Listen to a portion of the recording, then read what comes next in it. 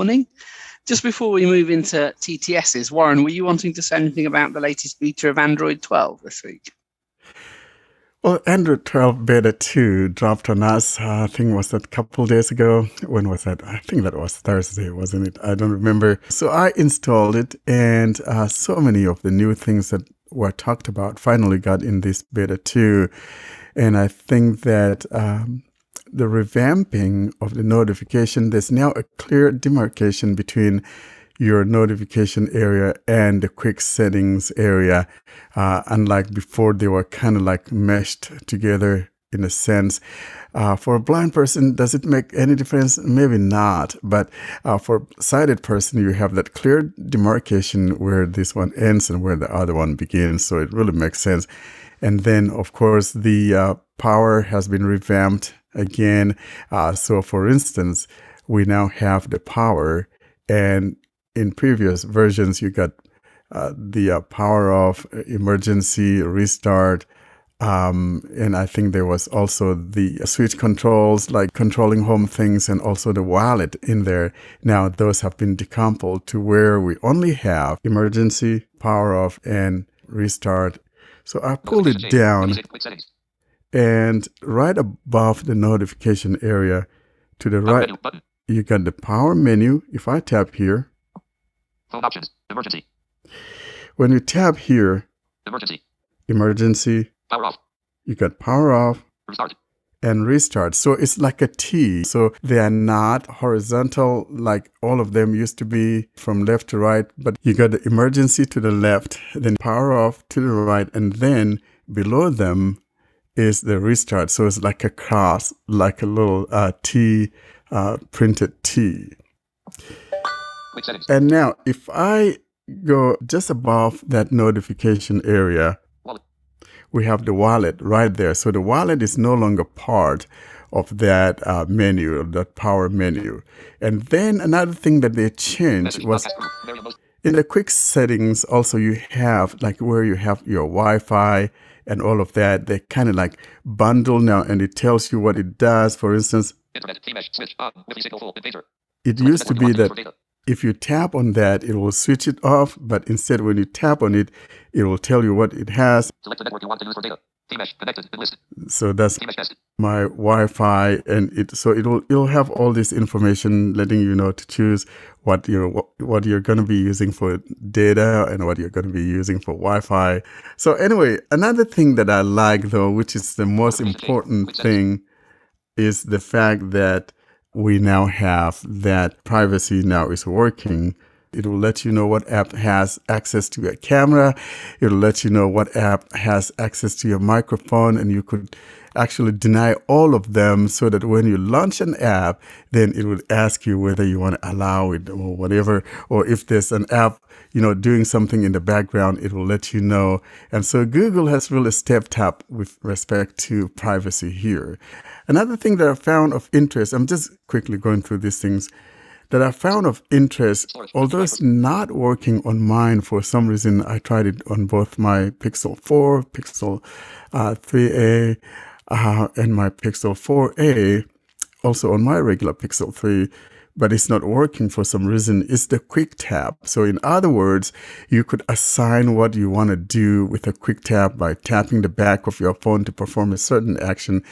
And the best way to get it is from the system settings. Just search for quick tap. So let's go there quick. Okay, let's search settings. Voice input. Quick tap. Use quick tap, and list setting services. Keyboard hidden, settings, quick tap, out of list. So when you tap on quick tap, you need to toggle on. There's an on-off switch near the top right corner. Use quick tap, and list. Switch on. So it's switched on. By default, it's not switched on. I switched it on. And then you have these radio buttons. Radio button not selected. Take screenshot. Radio button not selected. Access your digital assistant. Radio button not selected. Player pause media. Radio button selected. See recent apps. Radio button not selected. Show notifications. Radio button not selected. Open app. Radio button not selected. Player pause media. If I want to use it to launch an app, for example, what we will need to tap on is the one that talks about apps. So I'm going to go toward the bottom. Requires stronger taps. Switch off. So you could change, how hard of a tap you want to give it. But I want to go to, Radio button. Not selected. Open app. No app selected. No app selected. Selected. so I tap on open app because by default no app is selected. So I tap on open an app and Requires stronger taps. Switch off. you could adjust that. Settings button. And then here there's a settings. When you tap on that settings, I think it's loading up my stuff. Give it time to load. Settings. And then that brings up all your apps that you could use. Add voice license. Radio button. Not selected. Add voice network library solution. Add acapella TTS voices. Radio button. Not selected. See how that is? So I'm going to scroll up. Auto. Showing via Bard Mobile. Radio button. Not selected. So let's say I choose the Bard. Bard Mobile. Radio button. Not selected. So I tap on Bard Mobile that, hey, this is the one I want to use when I do the double tap, or when I do the tapping on the back of my phone to launch it. And now I just need to go back, or I could just tap navigate the top. Settings. Settings button. List. So I'm back to, Radio button. Selected. Open app. Bard Mobile. so there we are.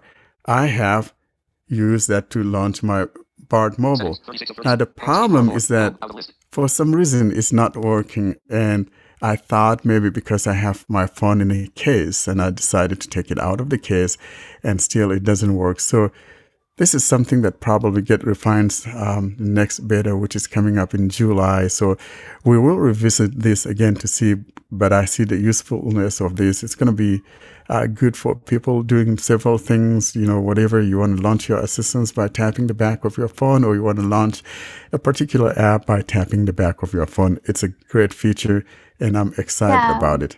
So I have a question actually. Couldn't we use it to turn the screen reader on as in, iOS devices, because I know it's available there?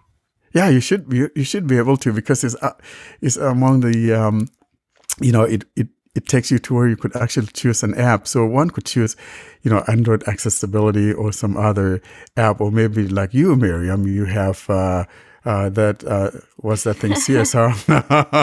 I couldn't, but so, one could use that. Hey, so you want to quickly switch CSR on, you just double tap. Why do I keep saying double tap? You just tap the back of your phone, because it didn't say to double tap, but just tap the back of your phone. Oh, is it just one tap? It's like this? Yeah. Oh my God, wow. Yeah. So it's a neat feature that I'm looking forward to it. That it would work on every phone. I think that would be really great. So, yeah. Do you know, Warren, if you can use it to answer a call? That's a very good one. You know what? I didn't see it in the services, like when I was going through No, this. I didn't hear it either. I didn't see it either. But, you never can tell. Maybe the next iteration, beta 3, that could be added to the list. So definitely, like I said, though, we'll be back here checking again to see what it has next month when we have this beta 3. Brilliant. Thank you, Warren.